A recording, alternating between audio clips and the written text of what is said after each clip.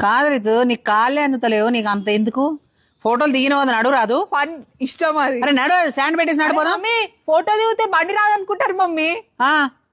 నాకు రాదా మమ్మీ. నీకు బండి వచ్చు కానీ ఇప్పుడు ఎందుకు మామ వస్తాను మామ బయటికి వెళ్తాడంటే నడిపోదామా.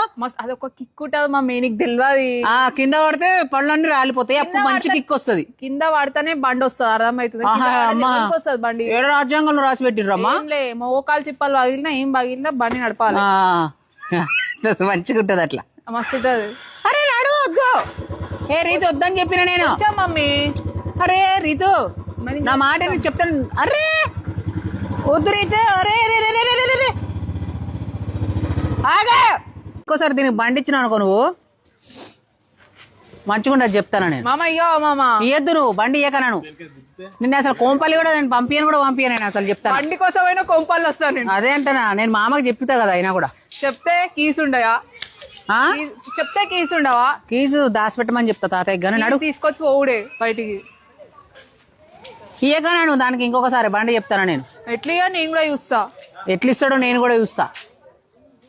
అవో ఏంది ఏంది ఏంది